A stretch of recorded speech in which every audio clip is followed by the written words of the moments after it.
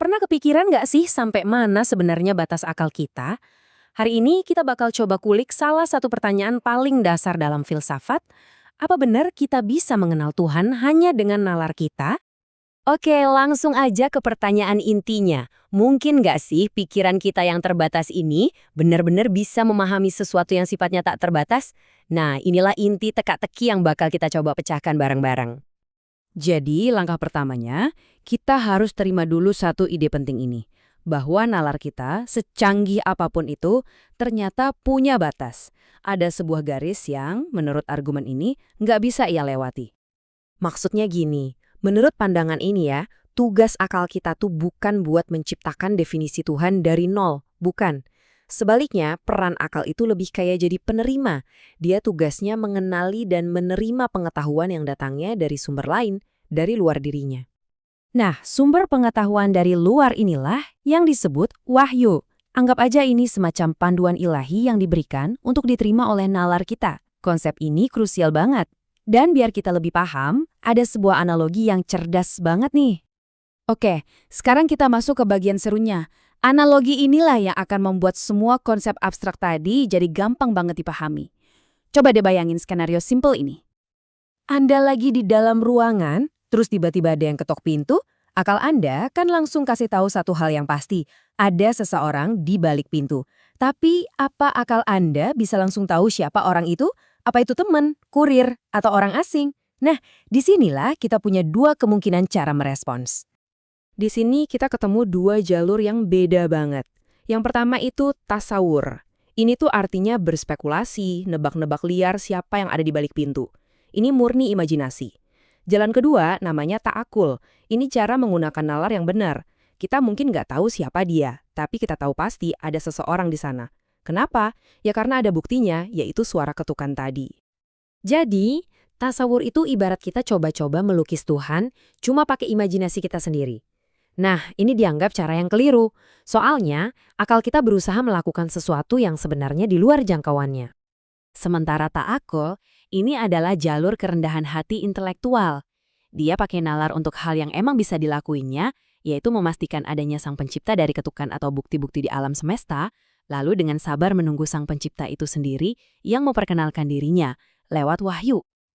Oke, setelah kita paham soal analogi pintu tadi, sekarang kita lihat yuk gimana konsep ini membentuk semacam jalur pengetahuan yang rapi dan terstruktur untuk bisa mengenal sang pencipta.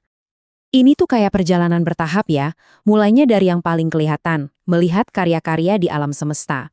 Dari karya-karya itu, kita mulai paham nama-nama atau kualitasnya, misalnya yang maha indah atau yang maha kuasa. Terus kita renungkan lagi sifat-sifat di balik nama itu, sampai puncaknya adalah mencari manifestasi dari esensinya. Istilah untuk manifestasi ini adalah tajali. Nah, penting nih buat dipahami, ini bukan berarti kita ngelihat wujudnya langsung ya, lebih kayak kita menyaksikan jejak, pantulan atau penampakan keagungannya di dunia sekitar kita.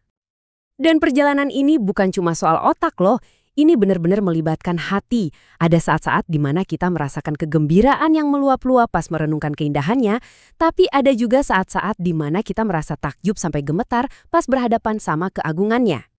Dan disinilah kita sampai di puncaknya, bagian yang jujur aja paling mind-blowing.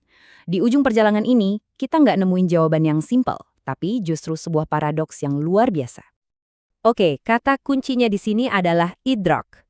Ingat-ingat ya, artinya itu pemahaman yang total, yang menyeluruh. Coba kita pegang kata ini sambil lihat kutipan berikutnya.